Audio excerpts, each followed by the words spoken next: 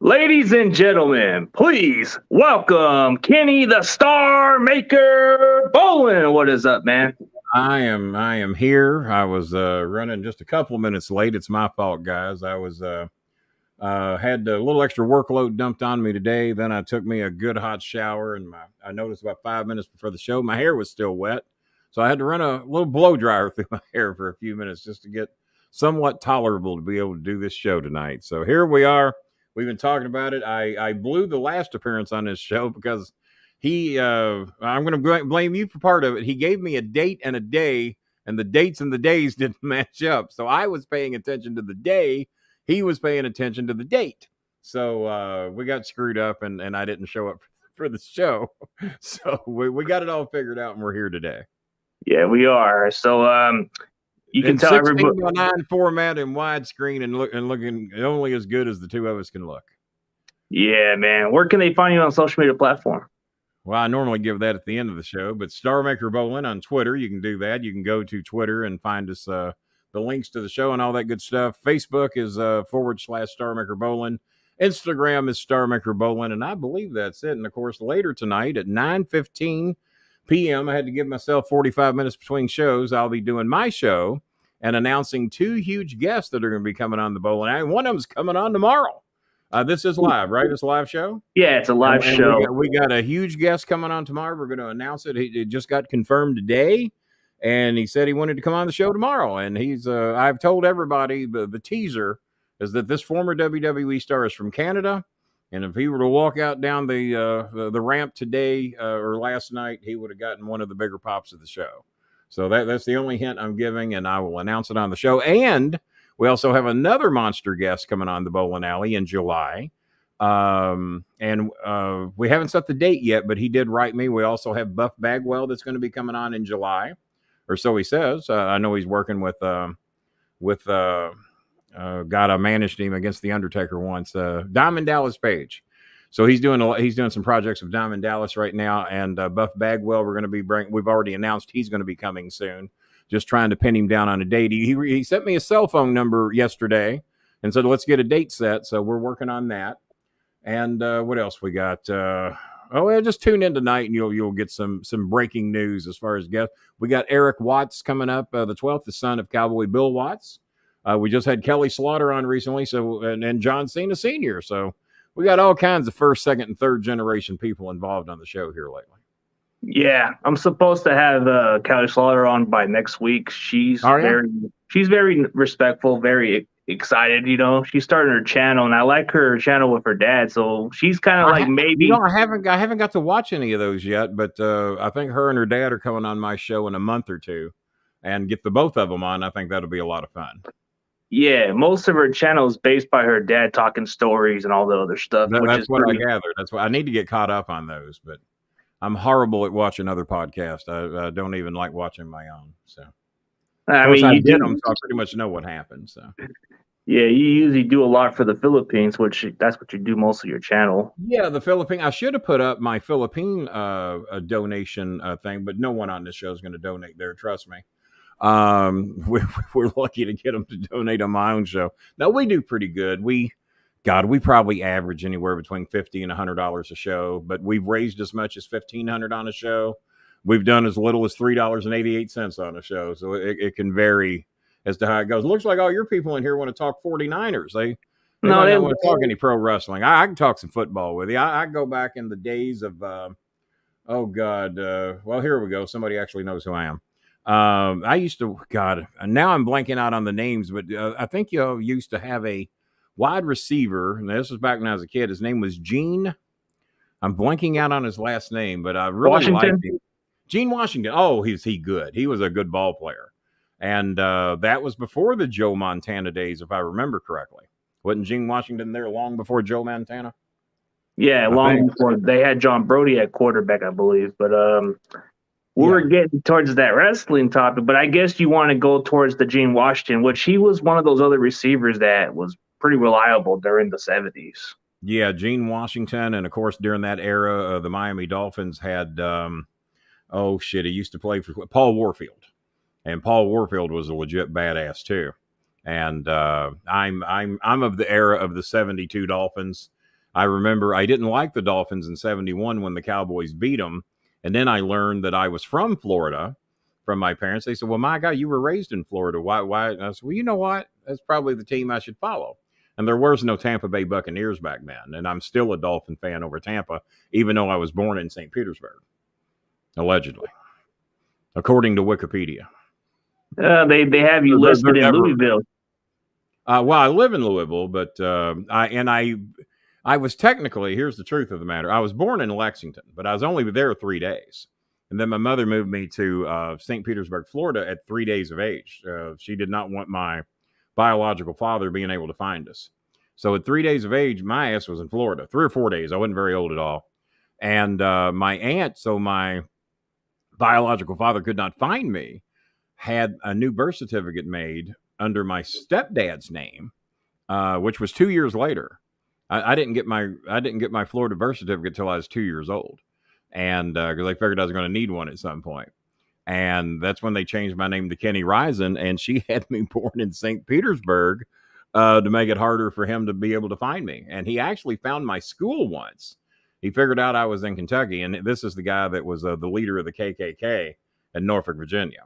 And he talked like a Southern general. And I ended up meeting him, but I just didn't know all the history that went with it until I met him when I was 19 years old. And then I saw him again when Chris was born. He hadn't got much better, and then I haven't spoke to him since 2008, since he was very upset that I was in a magazine with 2 black girls, only that's not what he called them, in a magazine promoting OVW wrestling and a couple of the girls we were training and developing for the show. Yeah, and then you grew up during the time where it was good to watch old school wrestling, right? What really got you into it? Well, all there was old school wrestling when I was young, so that's all there was. There wasn't any new age shit back then. I was originally raised on the stuff that the Sheik did. The Sheik ran the Detroit territory. I watched the Bruiser stuff up in Indianapolis on WTTV Channel 4 out of Indianapolis. It was known as Chicago Wrestling, but Indianapolis had it as well. And I watched it on Channel 4 WTTV.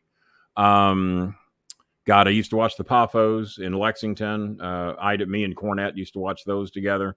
We watched Indianapolis together. We watched Memphis together. So Jimmy and I, as young teenagers at about age 15 or 16, well, I guess he was 16 because he was driving to my house. So we met each other probably age 15. His mother used to drive him over before he got his license, Thelma. And we grew up watching old school wrestling, or at least as old school as it got in the early to mid 70s. Because you and Jim broke into business at a very young age, huh? Like you guys were. Well, Jimmy did. Jimmy broke in, I think, in 80. He was either 19 or 20 years old. I didn't get in until I was 27 because I thought Jimmy was laying the groundwork for me to get in. But after talking with Bill Dundee and Jerry Lawler, I was told that Jimmy didn't really do too much at all to try to get me in the business. So what do you do? What do you do? That's the crazy question. Like he looked out for himself, I guess, if you think about it. He definitely looked out for himself, without a doubt. So when you first started off coming into the business, what was the one territory you started off? It was a division of NWA. It was for Nick Goulas, WOW, World Organization Wrestling, and they were affiliated with the NWA. And then when eventually Nick Goulas had died and I moved up to Louisville, I worked with IWA, which was a hardcore group that I didn't want anything to do with. But Dennis Corluzza, who also worked with NWA, asked me to take his place when he couldn't be there because it was rather expensive. And then it was a big expense for Ian to bring in all these guys from Philadelphia. But that's who he was bringing in because he had some type of money mark that was just wasting money hand over foot. They were paying me anywhere from $75 to $100 a show because they knew I had connections with Cornette. So I'm watching the wrestlers get payoffs that are out there bleeding like stuck hogs and all this shit. And they're getting $5, $10, $20 payouts at best. And then I go up at the end of the night. They paid me last because they didn't want the boys to see what I was getting paid. And then I got anywhere from 75 to 100 because the money mark wanted to keep me happy. And they also wanted me to bring Cornette in, which that was the groundwork. That's what we were working on. But Ian wouldn't quit doing the hardcore shit. And then he was building the barbed wire matches, fans bring the weapons matches. And then the thing that ended it, they wanted me to go into a piranha tank and assured me the piranha would not hurt me very bad. I said, well, no, they're not going to hurt me at all. And they were going to do this match in Indiana where they had no athletic commission, because eventually he got ran out of Kentucky. The athletic commission had had enough. He couldn't do shows over here anymore. And Danny Davis had called me because he had seen me over there for the Eddie Gilbert Memorial Show. And Danny, I was working for both companies, and because he hired me to do television for him. And of course, he was longtime friends with Jimmy. Jimmy used to manage Alpha and Beta, the Galaxians, which was Danny Davis, and Ken Wayne, who I think is still in prison now. I could be wrong on that, but some type of child some molestation, rape thing or something. And everybody acted like they didn't know Ken Wayne anymore. And he was actually in OVW for a little bit. He was down there as like a commissioner thing and did some angles with my son, and always came across as the nicest guy. And when this shit came up, I have to admit, it was difficult for me to believe. And Danny Davis and him were best friends forever and ever and ever. But when Danny cut ties with him and wouldn't have anything to do with him, I had a feeling, maybe Danny knew something, or he knew enough that he didn't want to be friends with Ken Wayne anymore, and no one else I did either. So I have no idea if Ken Wayne's still in prison or not. But that was way back. I left OVW in 2012, and he went to prison before I was done. Damn, like crazy stories with guys like Ken Wayne. But Danny ended up offering me an exclusive contract to come with them. He said, what do I got to do to get you away from Ian? He said, I don't even want you poisoned by that shit over there. I said, well, I get it, and I don't either. I said, why don't you just come up with some ideas? Give me a way that I can make money over there. I said, you got a good television show. I said, I have no doubt that I can hang some banners on that show. I've been a salesman ever since 1984. I said, and if I got a good product to sell, I said, I can put banners up on that wall. And I said, when I do sales work, I get 34%. He says, I'll pay you 30. I said, I won't bitch with you over 4%. You got a deal. And boy, it used to piss him off when I would have like $5,000 in advertising going out, and then he'd have to give me 30% of that. I said, well, it's 70% you wouldn't have otherwise. I said, you didn't have anybody else doing it. No one can sell anything over here. You don't have people persons over here, and that includes Jimmy and Danny. And eventually Jimmy came down and joined us. I'd already been with Danny for about 3 years before Jimmy showed up. And because I hear a lot of people saying, well, Cornette got you every job you ever got. Cornette didn't get me any jobs, other than occasionally doing a little shit with Smoky Mountain Wrestling that paid minimal money. I was just there from some exposure and to get a little locker room experience as to what was going on in the business. And I'd already worked for Nick Goulas. I'd done everything. I'd done all those things for Nick, selling advertising, getting buildings, all that shit like that. So I came into these businesses thinking I was the big star, thinking I had more talent than anybody there. And therefore, they treated me like I was that type of person. And when Danny and Rip would be going over TV, I said, why don't we look at it this way? And they're going, who the fuck is this guy? He's been here a few weeks, and he's telling us how to fucking do television. And they'd look at me, and I said, well, yeah, I talked over with Cornette, and Cornette thinks it's a good idea. Well, all I had to do was say Cornette liked it, and they would go along with it. So if I said it, what the fuck do I know? But if Cornette, and Jimmy never said that shit. I was just saying what it took to get my idea on TV. And all I had to do was say, well, Jimmy feels this way. And then Jimmy found out later I was doing it. He said, you were telling him it was my idea? I said, yes, I reversed what you did to me. I said, you got all my ideas on WTBS Atlanta TV. You never gave me a fucking ounce of credit. Now I'm giving you credit for ideas that weren't yours. See how much better friend I am than you? You wouldn't give me no credit. I'm giving you all the credit. It was your idea, Jimmy. So I reversed what Jimmy did to me. Yeah, my ex-wife would be watching TBS Atlanta with. She said, Kenny, I heard you tell Jimmy that last weekend or 2 weeks ago. I said, yeah. She said, well, you didn't get any credit. I said, well, they're not going to say, well, this angle came courtesy of Kenny. I said, they're not going to do that, Gabrielle. I said, but I get the pleasure of seeing my idea on television, or enhanced it or changed it around a little bit, whatever. And Jimmy would do that with me, if I came up with ideas either at IWA or OVW. Jimmy would enhance those, and it's always good if you got two people to bounce off for each other from, to point out the wrongs or the rights of what your idea. Hey, that's good, but let's do this too. And Jimmy and I were always good for that. So I'm not shitting on Jimmy. Jimmy couldn't give me credit. Well, Kenny Bolin says, oh really? Oh, so we should book Kenny then, right? And so you can't do that. So. Yeah, a lot of the ideas, like I guess Jim Cornette was coming with innovative ideas, but when you started off in OVW, I know there was a lot of wrestlers you managed over the time, but Mhm. was there like any other like backstage stories? Like you were like I've heard of this story of Brock Lesnar. I don't know what was going on between you and Lesnar at the time. Tell me what you heard, and I'll tell you what's true. Something about you messing with his girl or something like that. Well, as a matter of fact, I think it's even been labeled as I made out with Brock Lesnar's girlfriend. I've heard it taken that far. And actually, what it was, and there's a picture that I posted on Facebook and Twitter recently of me and John Cena and Rico together from probably the year 2001, if I had to guess.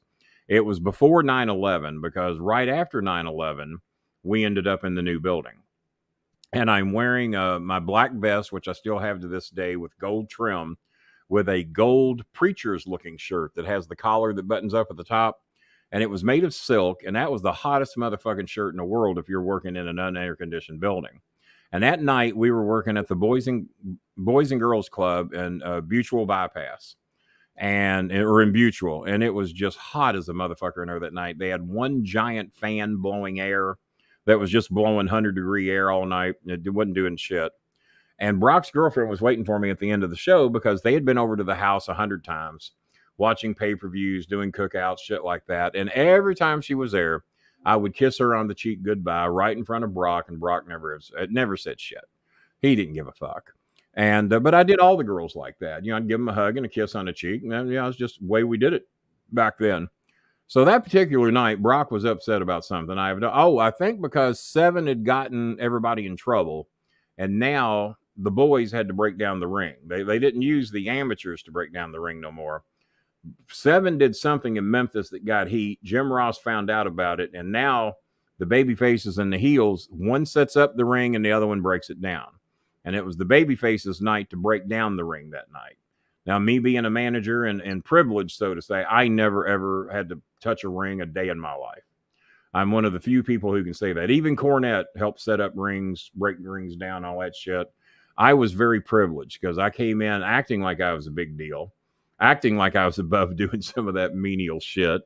And it even got to the point where everybody else had to be at TV 2 hours early. I had to be there 5 minutes early because they thought I did a better job if I didn't know what was going on. If it was all prepared and scripted and all that shit, and I knew everything was going on, so I came in one night very late. Like I got there 15 minutes for the show. I forgot what was going on. Danny was furious. You missed all the meetings. Just go out there and make a fucking fool of yourself. Just go out there and make a fucking. We ain't gonna tell you shit. I said, all right. So, and I knew I'd be all right. Hell, I'd prefer to do it that way anyway. So I go out there. Everything I need to know is where the TV breaks are. Dean Hill knows those. He's the one that throws the commercial break anyway. The fucking heel announcer don't do it. So we go out there and I do the commentary. The end of the show is over. Danny's waiting on me, and I'll get back to the Brock Lesnar thing in a minute. Get back to the locker room, and Danny's in the locker room, which never happens. Danny is always in his office, and if you need to see Danny, you go to the office. He does not see you in the locker room. So he's standing there with his hands on his hips, and he's got a big smirk on his face. He says, God damn, that was good. He says, Bolin, from now on, just get here when the fuck you want. He said, that was the best goddamn show you've ever done. I said, well, I didn't know anything was happening. I said, I could call it on the fly and not be expecting anything. I said, I could naturally react. I said, when I know what's coming, I said, I don't like to do that. Well, I wish you'd have fucking told me that 10 years ago, God damn it. He said, fuck, no, Kenny, you can walk in 5 minutes before the goddamn show starts. I don't care. He said, the rest of you, get your fucking ass here 2 hours early. So that was a heat getter because now I've got more privileges than ever before. But back to the Brock Lesnar thing. So his girlfriend's waiting on me, and she holds her arms out for me to give her a hug and the kiss on the cheek. I said, honey, I am soaked in sweat. I said, you don't want to touch me tonight. I said, I am fucking drenched. And so I go, so we'll say she's the microphone. I go, mwah, mwah. So I do the air kisses on each side of her. But Brock is behind me coming in from bringing shit out to the ring truck. And he's mad because he's having to break down the ring. This is like the first week they had to do it. So Brock says, get your fucking hands off my girlfriend, Bolin. So I think he's working the crowd that's outside. I go, hey, brother, no problem here, brother. Don't worry about me. So I'm playing along. I think he's putting on a show for the crowd. So now he steps up on me. He says, seriously, motherfucker, do not ever fucking touch my girlfriend again. I said, Brock, I said, what's wrong with you? I said, I never touched her.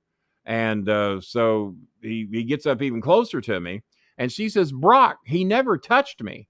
He said, shut up, bitch. You know better. And I'm going, oh, shit. And she looked at him like, you're dead, motherfucker. And she didn't say anything, but the look he got, I knew that relationship was about over. And so he keeps getting up in my face again. I said, Brock, I never fucking touched her. What's the matter with you? So he pie faces me. And then what made him mad is I didn't go down. My son saw it happen. He was there at the show. He's only like 15, whatever he is. 15, 16. He just started training with OVW because they thought he was 18. So he got by with that forever. So he runs down to the locker room, gets Sylvester Turkey. Do you know who he is? Turkey? Yeah, Sylvester Turkey. He was the God. He was he wrestled in Japan, kind of like oh God, who was the big wrestler that got killed in Mexico back in the 70s? Well, so your memory's as bad as mine. Mine's But bad. he had that kind of a gimmick, and I'm blanking out on his name. Your people aren't following along with good questions. So because normally on my show they tell me when I'm not remembering. They remind me what's going on. So God damn it, I cannot think of that wrestler's name. I'm picturing him. He got killed in Mexico. I just can't think of his name. And everybody in here wants to talk football and basketball, it looks like. So he pie-faced me, and I didn't go down. Christopher ran down and got Sly Turkey. He teamed with Elijah Burke in the WWE for a bit. They were a tag team there. So Sly Turkey comes up. He's an NCAA national champion, wrestled for NC State. Brock's a champion with fucking Minnesota. So we got a couple of real wrestlers here. And but Turkey is bigger and probably much stronger than Brock at that time, even though Brock was pretty fucking strong. If anybody could have stacked up with him, it was Sly Turkey. And so Turkey comes up. He's, man, I don't know what's going on. And you couldn't get him to cuss. He says, but if you got a problem with somebody, he says, why don't you fight somebody your own size? He says, I don't know what Bolin did. He says, but that ain't no match. He's me and you's a match. You got a problem, you take it up with me. And Brock looked at him and walked away. So now I don't know if a year or 2 years or 4 years later that would have happened. But that night, Brock walked away from Sly and didn't want no fucking trouble. And my son went down and got him because he thought Brock was roided up, which he probably was at that time, and was going to cause some serious trouble. So Jimmy made Brock Lesnar call me at home and apologize to me, and you could tell he didn't want to do it. But he ended the call after I answered it. He said, Kenny? I said, yeah. He said, this is Brock. I said, I got caller ID. I know who it is. He said, well, I just wanted to call and apologize to you for what I did tonight. He said, that was wrong. I said, well, I appreciate that, Brock. I said, it takes a big man to do that. I said, I appreciate it. He says, but just do me a favor. Don't ever touch my girlfriend again. I said, all right, Brock. Don't worry about that. So Cornette called. He said, did Brock call you? I said, yeah. I said, he called. He said, what'd he say? I said, he told me he was sorry and that he was wrong. He said, yeah. Did he say anything else? I said, he told me not to touch his girlfriend again. He said he had to get his fucking shit in, didn't he? So Jimmy aired him out again, saying, Kenny never fucking touched your girlfriend. Grow the fuck up. You're in the wrestling business. Do you know how many guys are going to hit on your fucking girlfriend? And from what I heard, she dumped Brock before he ever got up there, and then eventually he ended up with Sable.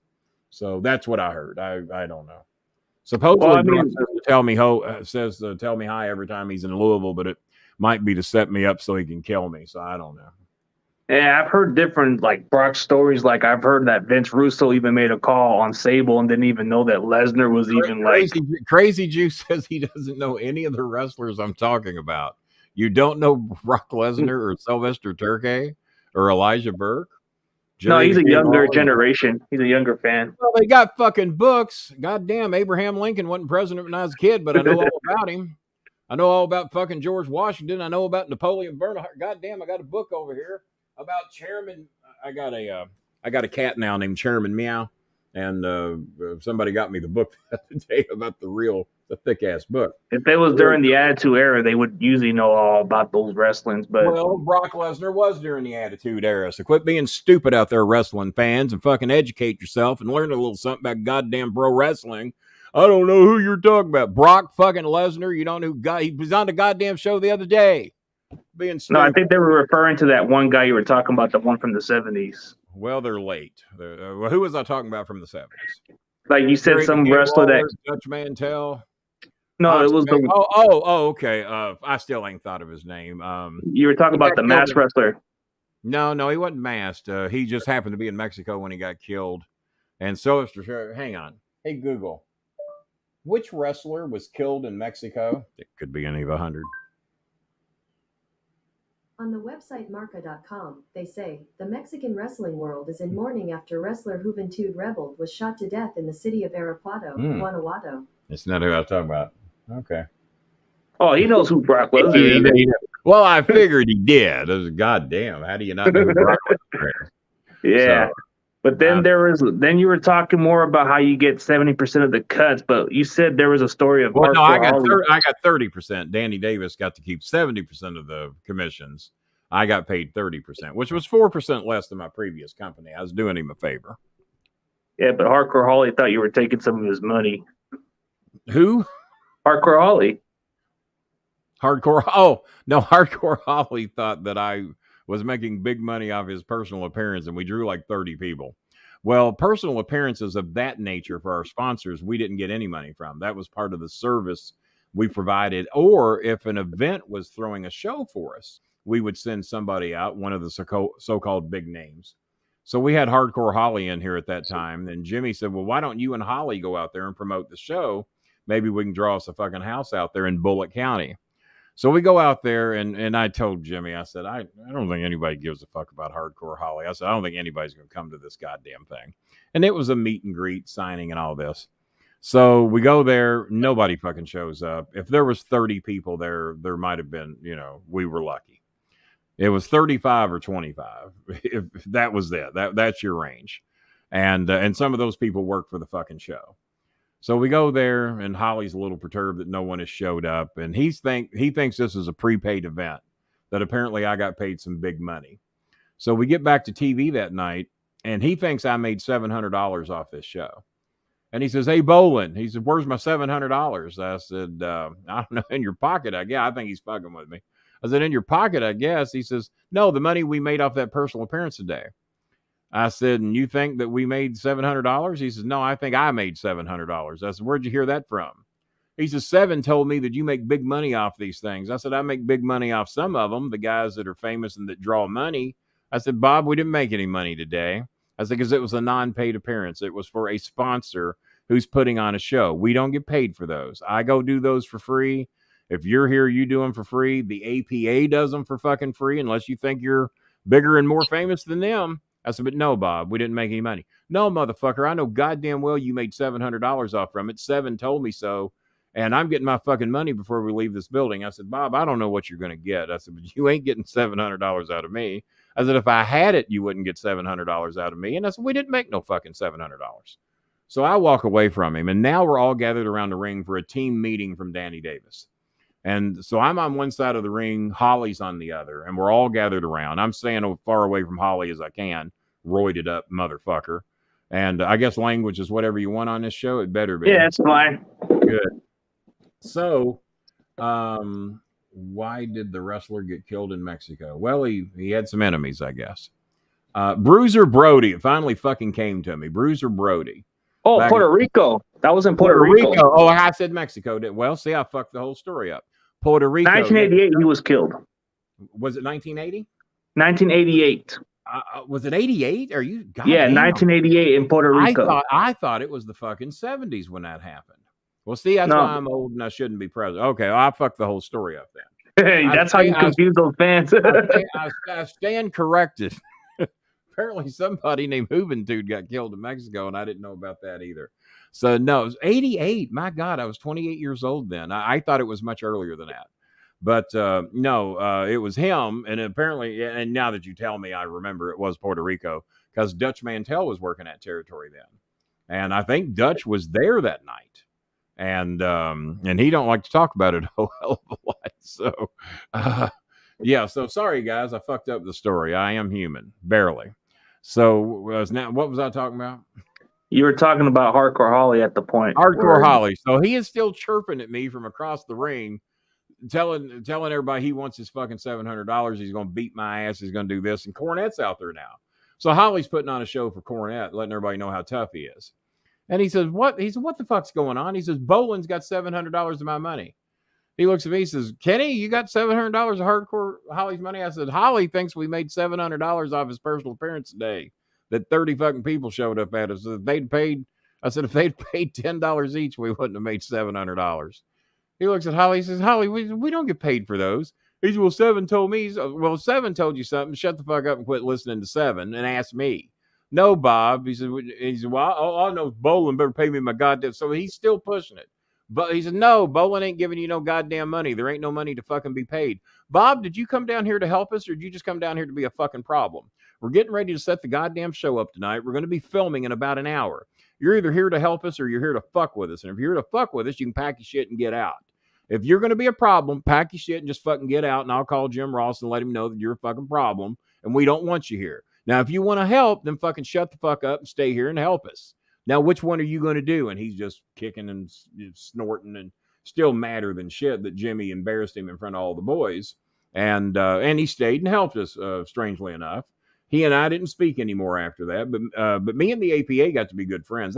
Bradshaw tried to fuck with me a little bit when he got here, but when I refused to clean up a videotape he broke, and then I climbed up like a 4-story thing to get my briefcase at Six Flags because they didn't think I would do it.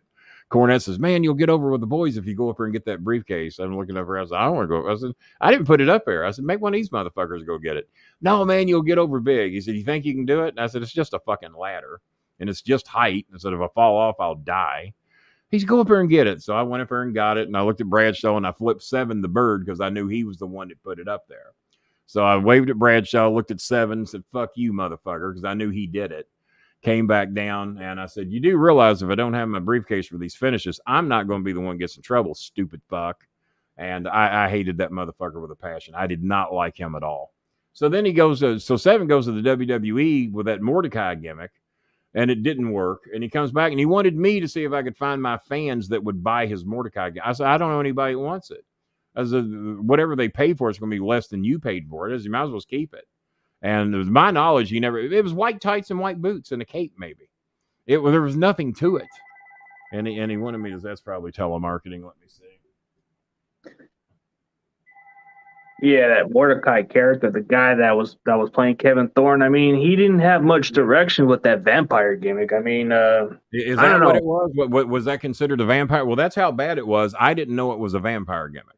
That was a telemarketing call. Well, Mordecai was like his original gimmick. Then he went to the Kevin Thorne character as the vampire after that. Oh, okay. Well, what was Mordecai? What was that supposed to be? Supposed to be like a resemble of the Undertaker, like replace him at that point. That's what the plan was to have him. That was a huge fuck up. If that was the plan, I never knew that. I just cared so little for him. I didn't give a shit what they did with him. I just wanted him out of OVW. And then when they sent him back, I was like, oh God, we got this fuck again. And it turns out that the Seven was the one that ratted out, who was it? Seven ratted out Cornette for slapping Santino Marella at the OVW show. Seven was the first one to get on the phone and rat him out. And apparently there was one other that was in on it too. I forgot who that was, but Seven was in on it. And Jimmy, Seven used to act like he was Jimmy's best friend and Sin's best friend and all that. But many reliable sources said Seven was the first one to get on the phone and rat Jimmy out because he was trying to suck up to the office, and he thought if he was the one that reported that would help him out, and it got him up there, And he used to kiss Arn Anderson's ass, and Dr. Tom Pritchard and all these guys. Anybody that was down here, JR, whoever, he'd kiss their ass trying to get him a job up there, and he just was not he just couldn't draw any money. And I don't think he drawed anywhere else. Not that I know of. And I just personally didn't particularly care for him. He could be nice, but he was just too big of a suck up for you to get close to. So, he just wasn't as gifted like some of those other wrestlers. The one that you had the most success managing was either John Cena, but then you had him as prototype, but then you had Sean O'Hare for that time. I thought he was one of the most what if moments. He could have been something special. He did some moves that most heavyweight guys wouldn't have done then, Had to top off my sun-kissed. Hang on.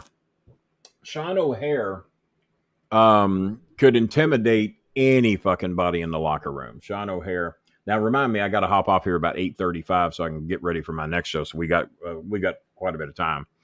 But Sean O'Haire was as physically intimidating as anybody we ever had in the locker room, along with Brock Lesnar, Sly Turkey. Sean O'Haire was right there. If you watch the wrestling match to where I defeated John Cena, Sean O'Haire was the referee, which I didn't want because I thought he was in Cena's back pocket. Turned out he was actually in mine. People didn't know that at the time.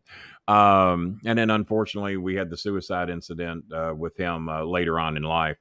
But Sean, when they brought him up to the WWE and started doing, I'm not telling you anything that you don't already know, when he would talk about the government and taxes and the shit he was talking about was real life shit, and it very political in some cases, which I like that shit. I think a lot of it's over the fans' heads in many cases. Wrestling fans want to focus on wrestling. They don't particularly care for politics in the wrestling and or even understand it. My show talks a lot about politics, and we lose the wrestling fans on those shows. They just, there's a few of them that get into it, and there's a lot of them that don't. But I like covering a little bit of everything. But the Sean O'Haire gimmick I thought was great. Cornette thought it was money. I thought it was money. Danny Davis thought it was money. Most of my friends thought it was money. It was can't miss. But guess who didn't get it? Good old Vince McMahon. Vince didn't get it. And if you go on the internet and bring up those 5 or 6 bits that he did promoting what he was going, and he never got to do it. The actual character never really got to appear in the ring on television doing what he did. And but he was very good, very powerful, very strong, and loved Spider-Man. Big Spider-Man fan. He had webs typed up and down, tattooed up and down his arms. And he was there was probably not a bigger Spider-Man fan than Sean O'Haire. And I really liked him. We got along good. He scared the shit out of my brother one night. My brother was brought in to do one show with us to where he was going to be Rene Dupree's butler. But he came in straight from some fucking brick cleaning job. And he was supposed to come in looking like shit. That this was going to be Rene Dupree's butler. And so he did what he was supposed to do. And my brother is just a big country, dumb, racist fuck. We don't speak too much anymore. But just a big backwoods, 6'4", 375 pound at that time. He's probably about 475 now. And just this fucking backwoods hick to be Rene Dupree's butler. And as we were going to eventually work our way to Morris. So Timmy John comes in to do the show. And so Tim, who's been around me in the wrestling business ever since he was 19, 20 years old, thinks he knows something. So he's watching Sean O'Haire in his match before we go out and do our bit. And he's talking about how great Sean O'Haire's kicks look. I said, really? I said, I'm thinking, this is your first day in the locker room. You don't judge anybody's work. You probably, so to fuck with him, I said, well, why don't you tell Sean O'Haire how good his kicks look? And he said, yeah. I said, yeah, why won't you tell Sean when he gets back here how great his kicks look? So I go to Sean. I say, hey, Sean, I said, my brother really likes your kicks. He thinks they look good. He's, oh, really? He said, yeah. I said, but why don't you tell him that you heard that he said your kicks look like shit? And he says, yeah, what do you want me to do that for? I said, I want you to scare the fuck out of him. All right, I'll fuck with him. So Sean goes back there. He says, hey, motherfucker. He says, you're Kenny's brother, right? He says, yeah. He said, what's this about you shitting all over my kicks? What shitting? No, I'm not shitting. No, I said they look good. Oh, yeah, sarcastically. Oh, those kicks look good. I heard you back here being a fucking smart ass. You want to meet me out in the parking lot, motherfucker? I'll show you how good my goddamn kicks are, motherfucker. Fucking, he's in Timmy John's face, man. Timmy John is scared to fucking death. And he's 6'4", about 375 then. He goes, he's man, Sean O'Haire thinks I'm shitting on his kicks. I said, well, what did you say? He said, well, I just said they look good. Oh, I said, yeah. I said, that might have been took as sarcasm. He might not have cared for that. He's wanting to meet me in the parking lot. That's where you're a big boy. He said, he'll fucking kill me. I said, well, you might want to tell him. So Sean finally comes up to him in the other night. He's, motherfucker, you're going to have to go to that goddamn parking lot eventually. He says, and I'll wait all fucking night. You're going to have to go to your car, man. I'm not going to beat your ass in here out of respect for Kenny. He said, when you step out that door, you're dead, motherfucker. Timmy John won't leave. So he finally goes up to Timmy John, gets up in his face and hugs him. He says, Kenny just told me to fuck with you, and slapped him on the back and left. So that was funny to watch Timmy John practically shit his pants over Sean O'Hare scaring the fuck out of him. So what do you do? I mean, I was a big fan of his work. I mean, I thought the guy had the ability. He was good, man. Very good. Like, I mean, he could have been used as he had a moonsault that most little guys couldn't compete with. Yep. Jimmy didn't want him to do them so much because it just don't look right when a big motherfucker does and that. He did the swanton too. Brock Lesnar does those great moonsaults, and it just looks weird when a big motherfucker does that. That's what the little guys do. But look at Vader. Vader could do those. Mr. Black that I had at OVW, he could do them. But he wasn't in the shape of Sean O'Hare or Brock Lesnar, so didn't work out as much.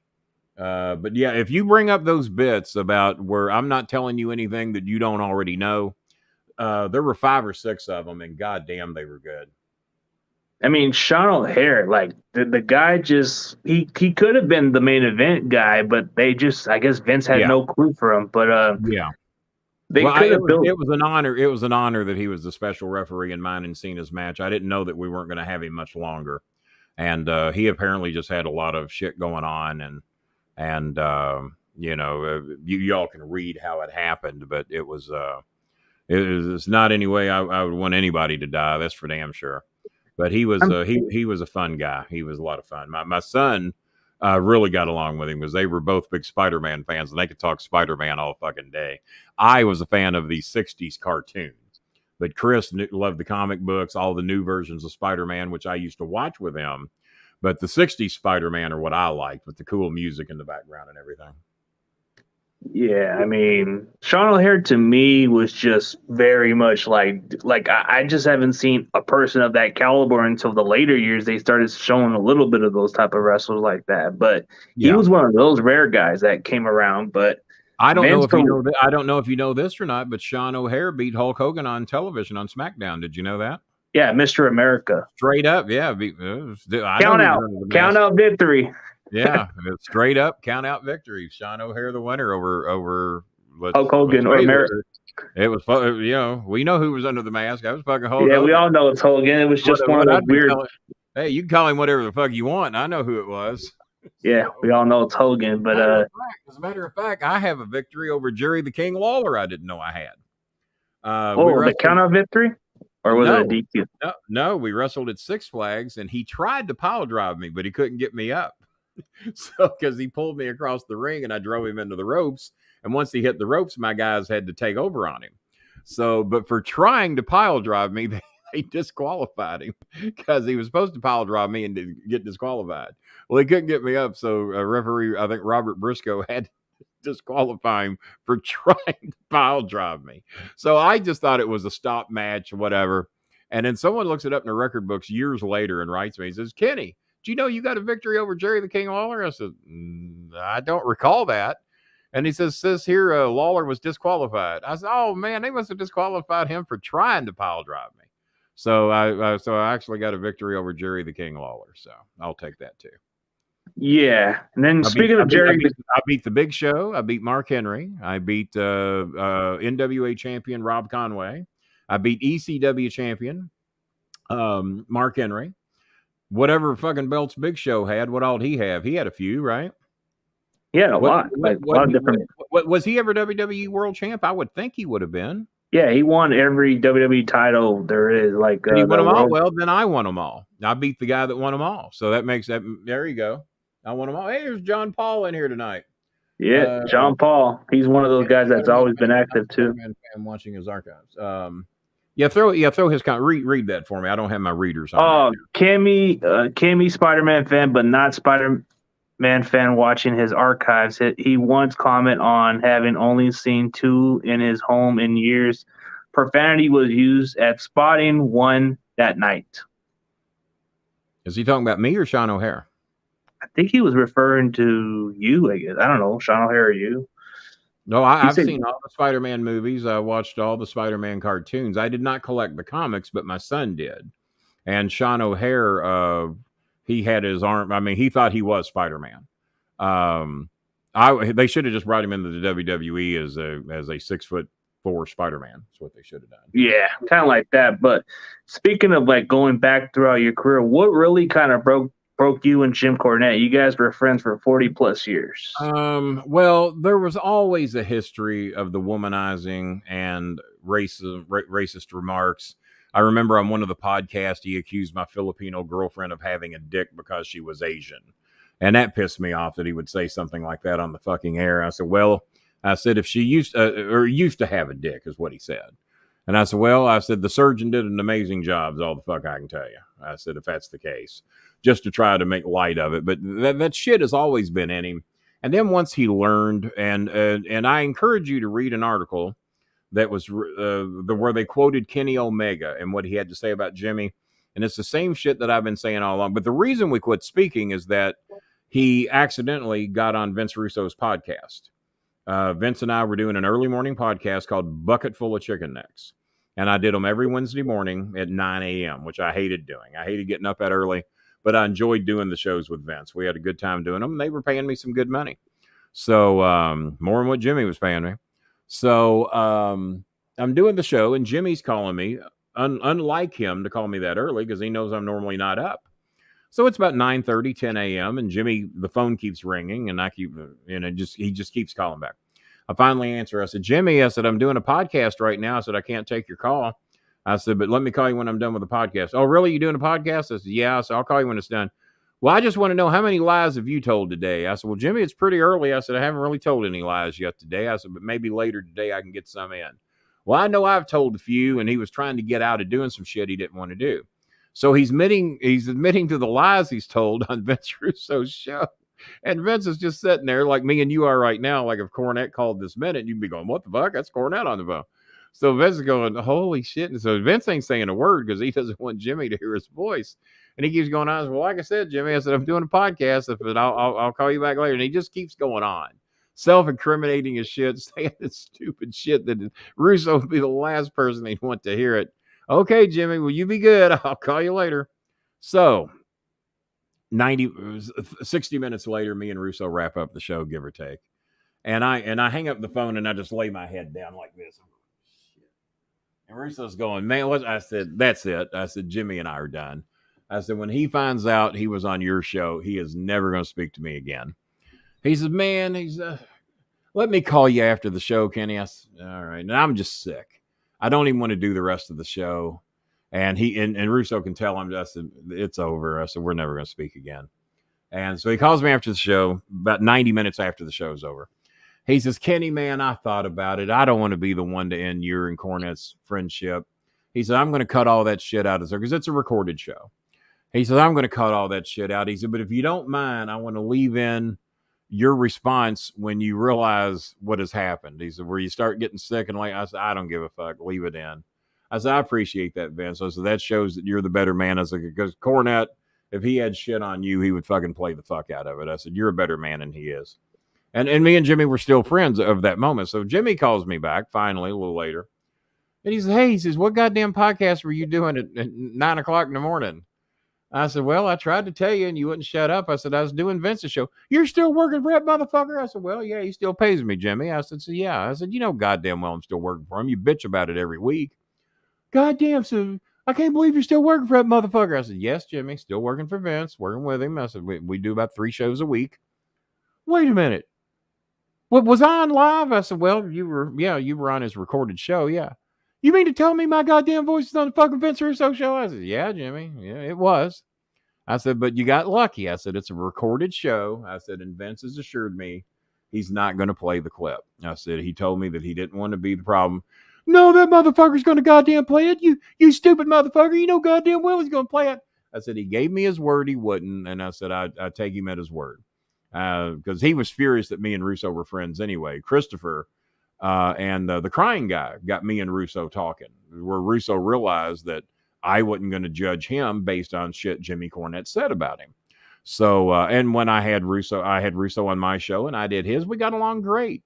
And actually became better friends probably than me and Jimmy were. Anytime I was in the hospital, Vince Russo was the first one to call and check on me. It wasn't Jimmy. Jimmy would eventually come see me, but fuck, Vince lived in Colorado. He wasn't going to come to Colorado to see me in the hospital. So Russo and I got pretty close, and it just killed Jimmy that I was speaking to his arch. I said, Jimmy, if I hated everybody you hate, I wouldn't have any fucking friends either. I said, I want to live life like that. I said, you know, you got your problem. I said, you hate Russo because 2 wrestling companies picked him over you. You forced WWE to pick him over you, and you forced Dixie Carter to pick him over you. I said, they picked the guy who could actually get along with the fucking staff. You created that, not him. I said, and if they'd picked me over you, you would hate me just as bad because you think you're the fucking doctor of science when it comes to fucking professional wrestling.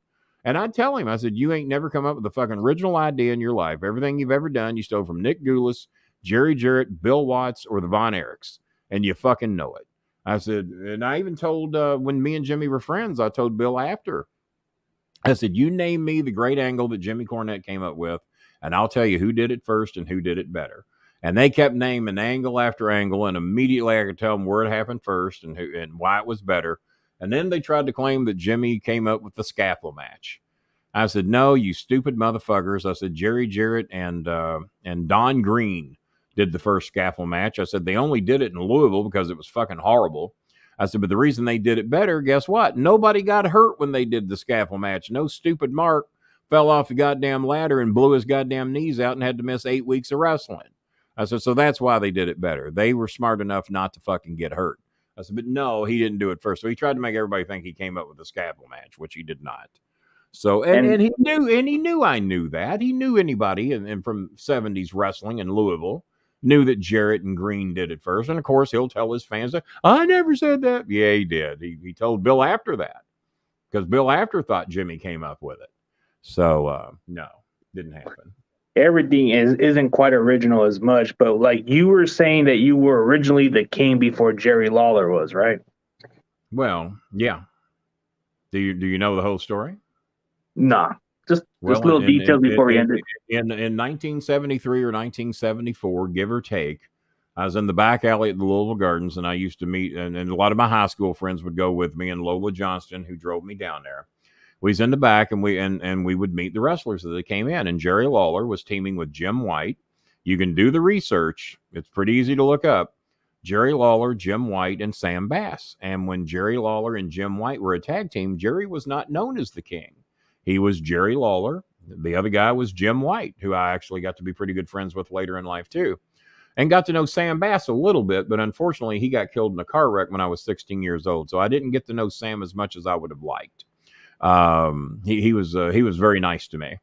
And so Jerry heard the kids in the back calling me King. And hey, King, this is so cool. We're getting to meet Jerry Lawler. And they were calling me King before Jerry Lawler was King. And I was known as the King of Kickball of all things at Oldham County High. I was real good at kickball. And so they would, so the kids would call me King. I was like, 14 years old, give or take, 13 maybe. And a lot of that's a cool name. God damn, the I like that. So, and I wasn't exactly the reason he started using the name King. The reason is there was a Bobby something or another, Bobby Shea or something, was the king in Georgia. And he had the crown and the robe and the throne and all that shit.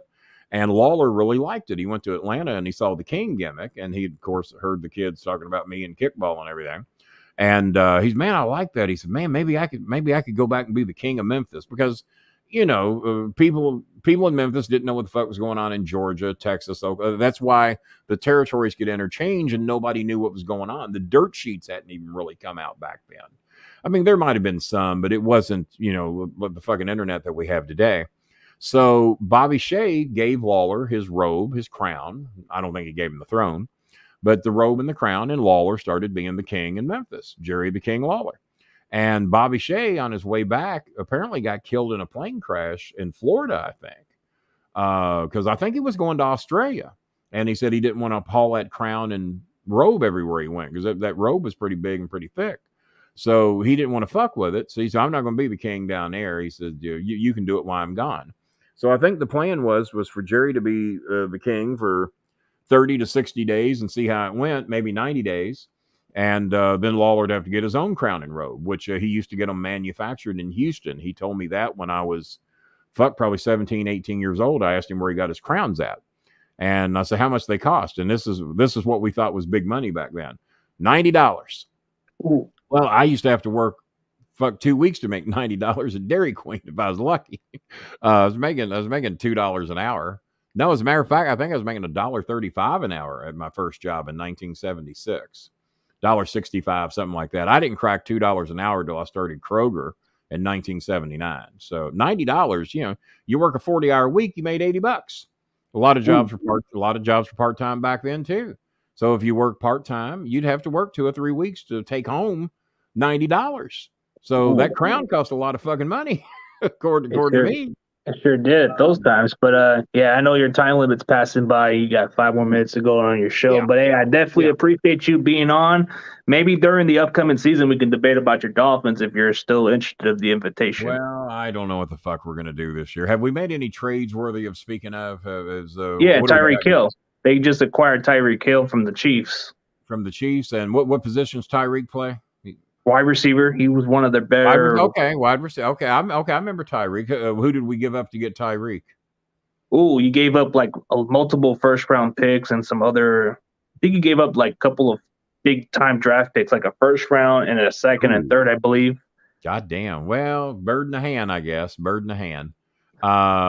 So what's our wide receiver core look like right now? Oh, it's looking good on paper, dude. Like you got Tyreek Hill, you got you just drafted this other kid last year from Alabama. He's Jalen Waddle. He's pretty good. Do we still have the Louisville boy?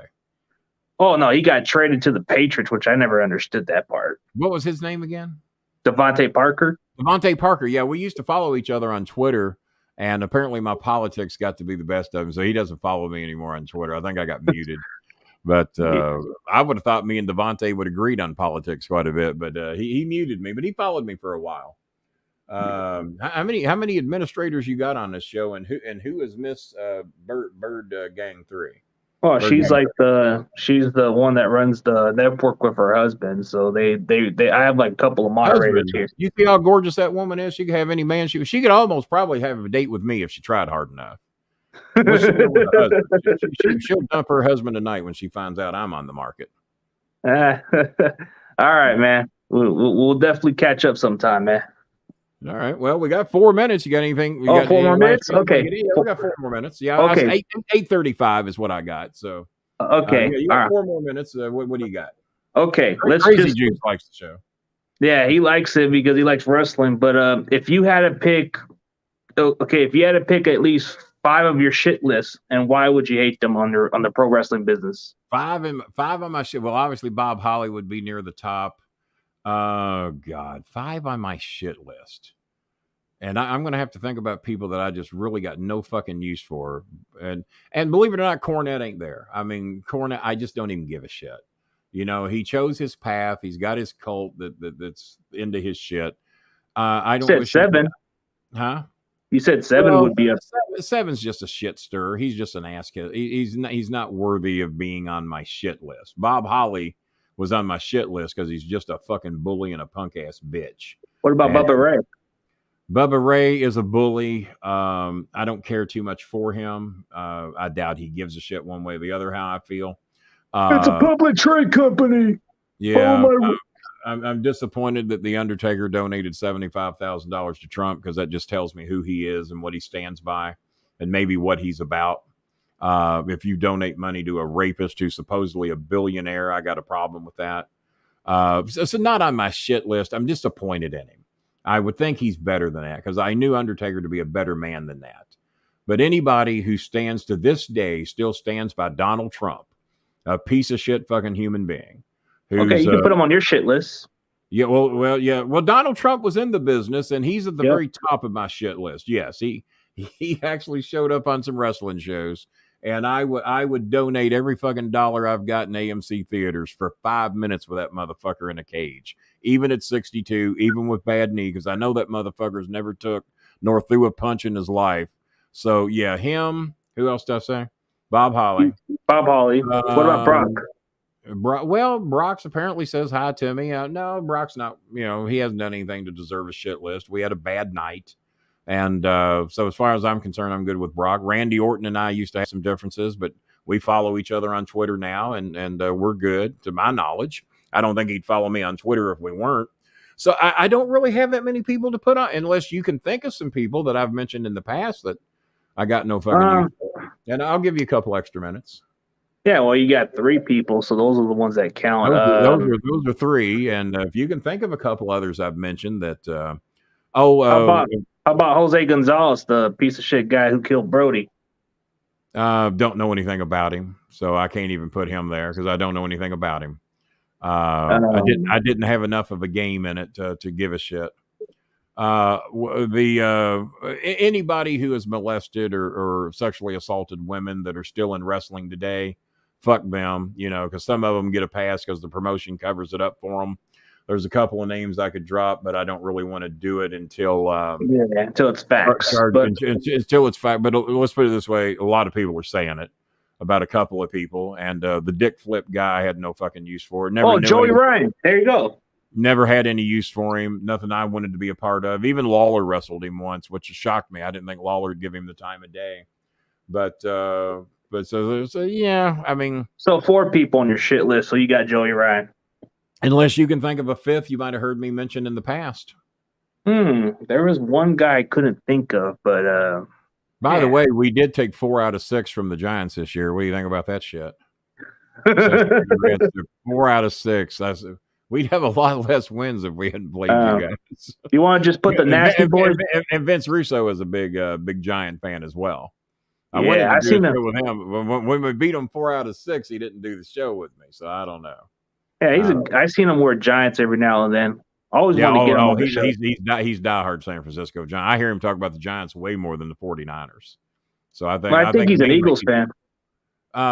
Could be. Giants or Eagles. I've seen him with Giants and Eagles at WCW, one of the two. Yeah, you could be right. But no, so we gave you an extra minute there. We went an hour and 2 minutes. That's it. Well, you don't have to end it that quick. You can just give a wrap up, for crying out loud. Give a wrap out to the Star Maker. You get the solo intro. You can say what you want, sir, and you can tell the audience where they can find you. All right. As we did at the start of the show, you can follow me on Twitter at Starmaker Bolin. The address is right there. On Facebook, it is /Starmaker Bolin. Twitter is also Starmaker Bolin. I'm real hard to find, right? I'm getting ready to do my own show here in a minute, live on the Bolin Alley at 9:15 p.m. Going to grab me a bite to eat before we do that. So if you want to come over and check out what's going on the Bolin Alley, we have those big announcements. I've got a huge guest coming on tomorrow at 4 p.m., former WWE star who is from Canada. So there's your hint. And we also have another big name coming on in July, along with Buff Bagwell and Eric Watts. So we got a pretty good July lining up. And I think we're going to bring back my old announcer, Timmy Baltimore, on a future show as well. So we got a lot of shit going on over there. Check us out. See how you like it. And other than that, folks, I did say good day. Good day.